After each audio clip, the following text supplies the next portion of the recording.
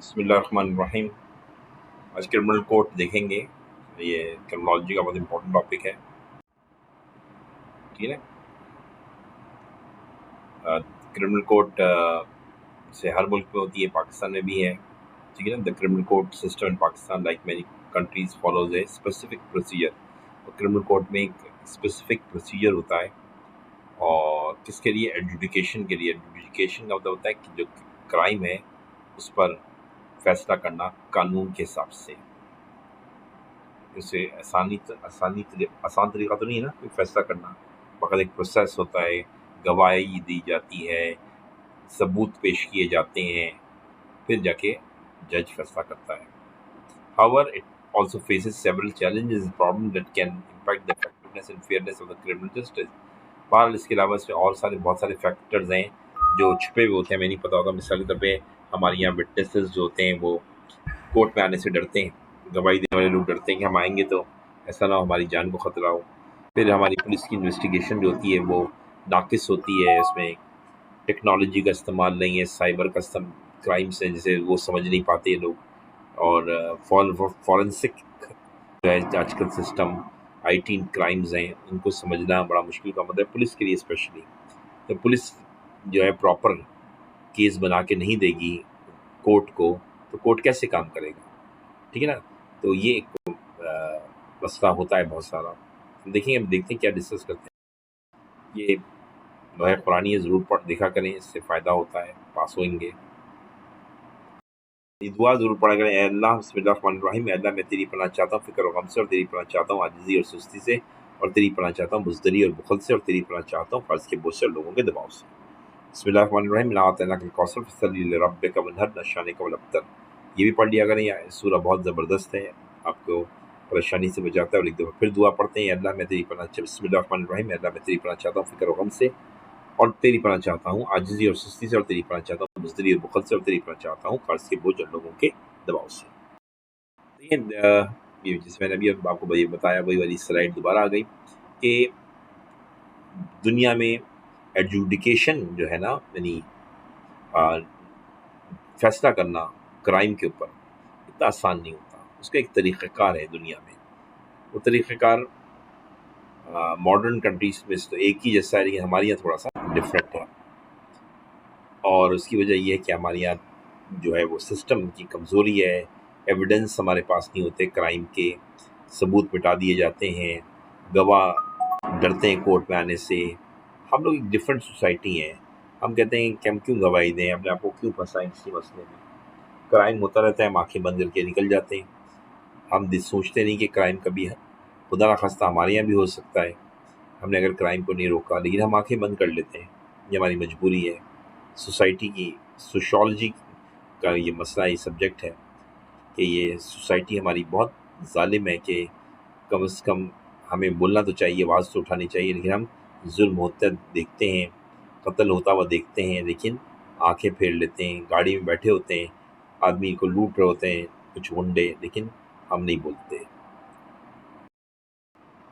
Crime देखें तो पाकिस्तान में क्रिमिनल कोर्ट्स दो किस्म की होती हैं। एक मजिस्ट्रेट कोर्ट है, जो मजिस्ट्रेट होता है वो भी जज होता है। वो पनिशमेंट 0 दिन से लेकर 3 साल तक की दे सकता है। उसके पास जुर्म जो होते हैं छोटी नौयत के होते हैं, इसकी सज़ा भी उसके पास छोटी नौयत की है, ज़्यादा से ज़्यादा 3 साल। सेशन कोर्ट का जो जज होता है वो बड़ा पावरफुल होता है। वो 3 साल से ज़्यादा की सज़ा दे सकता है, 14 साल की भी दे सकता है, हर सज़ा दे सकता है। फांसी का भी सज़ा का इख्तियार सेशन कोर्ट के पास होता है। हाई कोर्ट भी क्रिमिनल कोर्ट की डेफिनेशन में नहीं आता है, लेकिन उससे कुछ केसेस में हाई कोर्ट को हम क्रिमिनल केसेस में जैसे होता है, जैसे भुट्टो का केस था, डायरेक्ट हाई कोर्ट से चला था। कत्ल का केस वो सेशन कोर्ट से चलना चाहिए था, लेकिन चूंकि कुछ स्पेशल सर्कमस्टेंसेस थे, इसलिए मामला इम्पोर्टेंट था, इसलिए ये केस हाई कोर्ट से चला था। ठीक है ना। तो हाई कोर्ट का वैसे काम क्रिमिनल केसेस नहीं है, वो हाई कोर्ट में हमेशा अपील जाती है। ठीक है ना, याद रखिएगा। लेकिन बार ये मालूम होना चाहिए, under special cases high court को हम क्रिमिनल कोर्ट भी कह सकते हैं। अच्छा, क्रिमिनल में होता क्या है कि मिसाल कोई जुर्म होता है तो एक पुलिस में आप जाते हैं, और वो जाके एफआईआर लिखवाते हैं, FIR कहते हैं कि जुर्म लिखवाने को, पुलिस के जो रजिस्टर होता है उसके अंदर जुर्म के लिखवाने को कहते हैं FIR, फर्स्ट इंफॉर्मेशन रिपोर्ट, यानी पहला जुर्म की रिपोर्ट है जो आपने की। पुलिस ये रिपोर्ट लिखती नहीं है, क्योंकि अगर मुजरिम पावरफुल है तो पुलिस उस पर FIR नहीं लिखती और क्या करती है कि आपको भगा देती है। ये बड़ा मुश्किल काम होता है FIR पुलिस में लिखवाना। अगर पुलिस FIR लिख लेगी तो पुलिस पर वाजिब होगा कि वो इन्वेस्टिगेशन करे, मुलजिम के खिलाफ एक्शन ले, अगर ज़रूरत पड़े तो उसे उठा भी सकती है जज के, मजिस्ट्रेट के पूछे बगैर, और 24 घंटे के अंदर रिपोर्ट बना के उसे पेश करना होता है मुलजिम को मजिस्ट्रेट के पास। तो पुलिस ये इन्वेस्टिगेशन से भी भागती है, अरेस्ट करने से भी भागती है, ठीक है ना। क्योंकि पुलिस को काम करना, FIR लिखेगी तो पुलिस को काम करना पड़ेगा। नंबर 1 क्या करना पड़ेगा, इन्वेस्टिगेशन करनी पड़ेगी। नंबर 2 उस बंदे को अरेस्ट करना पड़ेगा अगर ज़रूरत है। और FIR छोटे जुर्म के लिए नहीं होती है, बड़े बड़े जुर्मों के लिए होती है, ठीक, कत्ल, डकैती, रेप, किडनैपिंग, रेप है, इस तरह की तरफ पे मर्डर है, इसमें FIR होती है, ठीक है ना। छोटे केस में पुलिस रिपोर्ट होती है, वो पुलिस के पास एक रजिस्टर 2 होता है, उसमें लिखवा देते हैं। फिर पुलिस क्या करती है, मजिस्ट्रेट से परमिशन लेती है और वो उसके बाद वो एक्शन लेती है। अरेस्ट करना है, नहीं करना है, इन्वेस्टिगेशन करनी है, नहीं करनी है, मामला ख़त्म कर देना है, जो भी है मजिस्ट्रेट के इशारे पे चलती है पुलिस। अगर छोटा ऑफेंस है मतलब, और बड़ा ऑफेंस है अगर आपने किया है तो फिर FIR है, उसके बाद पुलिस एक्शन लेती है। 2 एक्शन है पुलिस के, इन्वेस्टिगेशन और अरेस्ट, ठीक है ना। ज़रूरी नहीं अरेस्ट करे, अरेस्ट की अगर ज़रूरत है तो अरेस्ट करेगी, और अरेस्ट कर लिया अगर तो 24 घंटे के अंदर मजिस्ट्रेट के पास जाना है, ठीक है ना, बंदे को पेश करना है, क्योंकि पुलिस इतनी देर अपने पास रख नहीं सकती। और पुलिस फिर क्या करती है कि उस बंदे को अगर इन्वेस्टिगेशन मज़ीद बाकी है तो मजिस्ट्रेट से कहती है हमें दोबारा दे दीजिए इस बंदे को, हम इससे पूछ-गूछ करना चाहते हैं, और इसके लिए 14 दिन का लॉ ने टाइम दिया। लेकिन जज जो मजिस्ट्रेट होता है वो भी जज है ना, छोटा जज है, तो मजिस्ट्रेट जो है वो नॉर्मली 14 दिन देता ही नहीं है।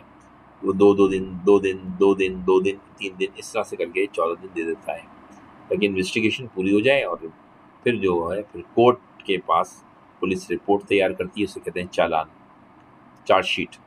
चार्जशीट जमा कराती है पुलिस, तो उसके बाद फिर जो है कोर्ट में कार्रवाई शुरू होती है, जो आप फिल्मों में देखते हैं, ठीक है ना। जैसे मैंने कहा कि FIR के बाद इन्वेस्टिगेशन होती है, पुलिस अरेस्ट करना चाहती है तो अरेस्ट कर लेती है, एविडेंस लेती है, इंटरव्यू लेती है लोगों के, गवाहों के से सबूत जमा करती है, तमाम चीज़ें करती है। उसके बाद चार्जशीट बनाती है पुलिस और कोर्ट में जमा करा देती है। फिर कोर्ट में, जो कोर्ट है वो मजिस्ट्रेट की कोर्ट होती है, फिर मजिस्ट्रेट डिसाइड करता है कि केस छोटा है तो खुद लेता है, बड़ा है तो वो केस आगे फॉरवर्ड कर देता है सेशन जज को। पहली स्लाइड में मैंने बताया कि 3 किस्म की कोर्ट होती हैं, वो देख लीजिएगा उसमें। पहली कोर्ट है मजिस्ट्रेट, दूसरी है सेशन, तीसरी है high court. High court criminal court नहीं है, लेकिन चंद हालात में बन जाती है। अब अरेस्ट है, जैसे मैंने बताया पुलिस अरेस्ट कर सकती है। बेल है, बेल पे भी जो है वो अरेस्ट करेंगे तो बेल आएगी यकीनन। जब पुलिस पकड़ लेती है एक आदमी को तो उसके घर वाले इसको बेल करवाते हैं ताकि घर ले आए, वरना पुलिस सबको होता है मारती पीटती है, तो बेल। और अगर बेल हो जाती है तो पुलिस अपनी कार्रवाई करती रहती है, और चार्जशीट जो है जो बना के जमा करा देती है, और बंदा जो होता है वो घर पे होता है। और अगर बेल नहीं मिलती है तो बंदा पुलिस के पास होता है, ठीक है ना। तो बेल एक उसके लिए फ़ायदेमंद है, मुलजिम के लिए। अगर बेल मिल जाती है तो उसको सवाल जवाब उसको उसके घर पे होंगे, वरना पुलिस अपने पास रख के सवाल जवाब करेगी, थोड़ा सा फिर वहाँ पे मारपीट का भी खतरा होता है। तो बेल कहाँ कहाँ मिल सकती है, बेल अरेस्ट से पहले मिल सकती है। अगर आपको शक है कि जुर्म हुआ है और आपको उठाया जाएगा तो आप बेल ले लें, प्रोटेक्टिव बेल कहते हैं, जो इमरान खान ने जिसके लिए अप्लाई किया था। अगर आप अरेस्ट बेल ऐसा भी हो सकता है कि आपके खिलाफ FIR कट गई है, तो आप पुलिस ने पकड़ा नहीं है, तो आप क्या नाम है, प्री अरेस्ट बेल ले लें कि मुझे गिरफ्तार ना किया जाए, जो भी कार्रवाई हो घर पे हो मेरे, मुझे पुलिस ना पकड़े। आफ्टर अरेस्ट भी हो सकता है, अगर पुलिस ने पकड़ लिया तो बेल ले सकते हैं कि मुझे कार्रवाई घर पे करें, मुझे छोड़ दें। ड्यूरिंग इन्वेस्टिगेशन भी हो सकती है, अगर पुलिस ने इन्वेस्टिगेशन कर रही है तो आप बेल लेके घर आ जाएं और इन्वेस्टिगेशन पुलिस करती रहे। ड्यूरिंग ट्रायल भी हो सकती है। ट्रायल का मतलब क्या कि अगर केस कोर्ट में चला गया है, आप चाहते हैं मैं घर में सोऊं और जब जब भी मुकदमा हो मैं आ जाया करूं उस दिन। फिर जज रोज़ रोज़ तो केस नहीं चलाता ना, 3-4 दिन का गैप होता है, फिर 5-6 दिन का गैप होता है। आप कहते हैं मैं घर जाऊं, मुझे पुलिस जेल में क्यों रखा हुआ है जेल में। तो इस तो ट्रायल के दौरान भी बेल मिल जाती है। और इवन बेल जो है वो आपको सज़ा जब हो जाती है, जज आपको सज़ा दे देता है और आप समझते हैं कि ये जज का फैसला गलत है, तो आप अपील करते हैं हाई कोर्ट में, तो उस वक्त भी आप बेल ले सकते हैं कि भाई मेरा मुकदमा हाई कोर्ट में चलेगा, लेकिन मैं घर में रहूँगा, घर में रहूँगा। बेल माने घर में रहना। और ट्रायल तो आप समझते हैं जो मुकदमा चलता है, आपने देखा होगा जो आप देखते हैं फिल्मों में कि जज बैठा हुआ है, एक वकील सवाल कर रहा है, दूसरा वकील सवाल कर रहा है, नहीं समझे। इसे ट्रायल कहते हैं, जहाँ पे लोग आके गवाहियाँ दे रहे होते हैं, गीता पे हाथ रख के कसम खा रहे होते हैं, ये तमाम चीज़ें। जजमेंट क्या है, जो जज फैसला देता है वो जजमेंट है, और उसमें सज़ा होती है, फाइन होता है, और उसके खिलाफ अपील होती है फिर हाई कोर्ट के अंदर, अगर वो फैसला गलत है तो। ठीक है ना, ये भी समझ में आ गया। प्रोसीजर क्रिमिनल कोर्ट का क्या है, अपील, अब मैंने आपको बता दी कि अपील क्या चीज़ होती है। आप जो है वो जज के खिलाफ अपील करते हैं हाई कोर्ट में। ये भी हो गया। तो इसका कोड है फिका TGA। FICA, F से FIR है, I से इन्वेस्टिगेशन है, ठीक है, C से देख लीजिएगा क्या है, A से अपील है, और T से क्या नाम है, ट्रायल है, J से जजमेंट है, A से अपील है, और CA देख लीजिएगा क्या है। FICA TGA मैंने कोड बनाया है, पीछे दिया हुआ है सारा कोड, पढ़ाया हुआ भी है मैंने, ठीक है ना। ओके, अब इसमें इसका कोड है रेल क्लिप।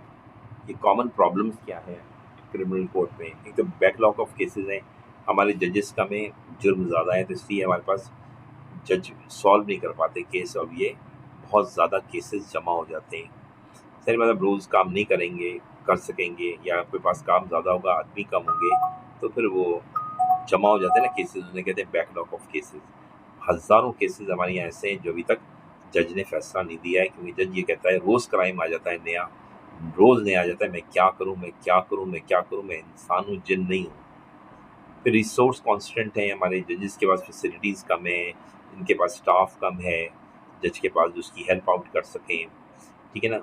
हमारे पास कंप्यूटराइज सिस्टम्स नहीं है, सॉफ्टवेयर उसमें जज को कोई सज़ा देनी होती है, वो देखता है कि कोई पुराने जिन फैसलों में, तो उसे सारा काम किताबों से करना पड़ता है। इसलिए सब IT बेस्ड हो तो थोड़ा आसान हो जाएगा, सिर्फ सर्च किया फ़ौरन चीज़ मिल गई, ठीक है ना। फिर यही हाल वकीलों का है, वकील भी देर करते हैं, वो कहते हैं कि हमें टाइम चाहिए, हमें टाइम चाहिए, हमें टाइम चाहिए, तो जज को टाइम देना पड़ता है उनको।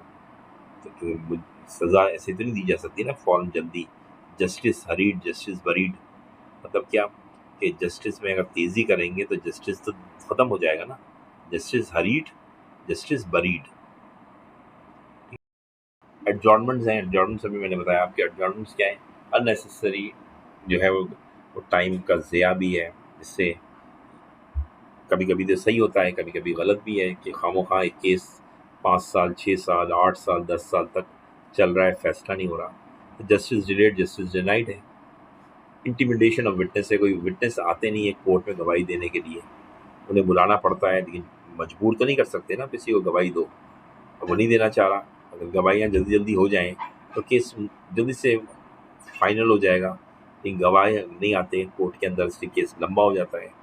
मज़ीद इन्वेस्टिगेशन करनी तो नहीं होती, बल्कि वो मज़ीद कोर्ट की कार्रवाई चलती रहती है। याद रहे इन्वेस्टिगेशन जो होती है ना, वो कोर्ट में आने से पहले पुलिस करती है। तो वंस केस कोर्ट में आ गया तो पुलिस का काम इन्वेस्टिगेशन नहीं रहता, इन्वेस्टिगेशन नहीं होती है ये कोर्ट के अंदर। कोर्ट के अंदर ट्रायल होता है, वो ट्रायल में डिले होता है कि गवाह की वजह से, और कोई सबूत नहीं मिल रहा है, ये इस वजह से, इन्वेस्टिगेशन की वजह से नहीं। इन्वेस्टिगेशन तो ख़त्म हो चुकी है, वो तो पुलिस करके दे चुकी होती है। जिस दिन कोर्ट केस शुरू करती है, इन्वेस्टिगेशन वहाँ ख़त्म हो जाती है। फिर करप्शन है हमारे यहाँ बहुत ज़्यादा, पुलिस जो है वो इन्वेस्टिगेशन में गड़बड़ करके रखती है। वकील जो हैं इतने पढ़े लिखे नहीं हैं, कुछ हैं तो बहुत बड़े हैं, तो कुछ हैं तो बहुत बेकार हैं। ईमानदारी की हमारे यहाँ कमी है, तो आप समझ गए होंगे। इससे आगे बढ़ जाते हैं। लैक ऑफ लीगल एड है हमारे यहाँ, लीगल चीज़ों की कमी है। हमारे पास एक्सपर्ट्स नहीं हैं जिसे रुजू किया जा सके। जज को भी ज़रूरत पड़ती है लीगल एड की, मदद की। नहीं, जज के पास कोई सच टूल नहीं है, कोई ऐसा इदारा नहीं है, कोई ऐसा सीनियर जज नहीं होते हैं जो इसमें बहुत सारी जज को मदद मिल जाए। ट्रेनिंग जजेस की होनी चाहिए टाइम टू टाइम, वो नहीं है। इनइफेक्टिव रिफॉर्म में हम जो लॉ बनाते हैं वो बहुत ही कभी कभी बनाते हैं। अंग्रेज़ के ज़माने के लॉ चल रहे हैं, तो ये एक इशू तो है। हमें अपने लॉज को चेंज करना चाहिए time to time. Society change हो रही है, लॉ चेंज नहीं हो रहा। ठीक है, जब आईटी इश्यूज आए तो हमारे पास कोई लॉ ही नहीं था। लीगल प्रोसेस लेंदी, हमारे यहाँ लीगल प्रोसेस लेंदी है वाकई। कोर्ट चूँकि ओवरबर्डन है, जजेस कम हैं, केसेस ज़्यादा हैं, तो हमारे पास लीगल प्रोसेस हमारा स्लो है। और जज भी कॉम्पिटेंट नहीं है, क्योंकि हमारी एजुकेशन जो लॉ की है वो ठीक नहीं है। फिर लॉ के अंदर जो स्टूडेंट्स आते हैं, उनका बैकग्राउंड जो होता है वो डॉक्टर, इंजीनियर, चार्टर्ड अकाउंटेंट जैसा नहीं होता है। तो ज़ाहिर बात है उनका बैकग्राउंड वीक होता है। ऐसे लोग लॉ की तरफ ज़्यादा आते हैं। अच्छे लोग भी आते हैं, लेकिन ज़्यादा जो क्वांटिटी है वो इन लोगों की है। इसलिए लॉयर जो होते हैं वो इतनी कॉम्पिटेंसी उनके अंदर कम होती है। अगर ए ग्रेड के बच्चे लॉ करें, अब तो करने लगे हैं, अब तो पाकिस्तान में माशाल्लाह बहुत चेंज आ गया है। ठीक है ना, तो ये रेल क्लिप आपको हो गया पूरा, आई होप समझ में आ गया होगा। Thank you very much. दुआओं में याद रखिएगा, मैं हमेशा दुआओं की दर। अच्छा, हाँ, इसमें और एक चीज़ बता दूँ, इसमें पुलिस का मिसकंडक्ट मैं बता चुका हूँ, तो आपको मालूम है, आप लोग जानते हैं। पुलिस मिसकंडक्ट भी करती है, टॉर्चर भी करती है, रिश्वत भी देती है, फैब्रिकेशन करती है, एविडेंस बदल देती है, सबूत बदल देती है, सबूत जला देती है। ये सब चीज़ें नहीं होनी चाहिए जो हैं, अफसोस की बात है। ठीक है, तो बस यही है सब कुछ। तो आई होप कि ये पेपर में आपकी मदद करेगा। हज़रत अली फरमाते हैं क्या है, लोगों के अंदर बुराई तलाश ना करो, अपने अंदर बुराई तलाश करो। बहुत प्यारा जुमला है, मैं सोचा ये आपको दे दूँ। और हज़रत अली फरमाते हैं मैं रसूल खुदा का ग़ुलाम हूँ।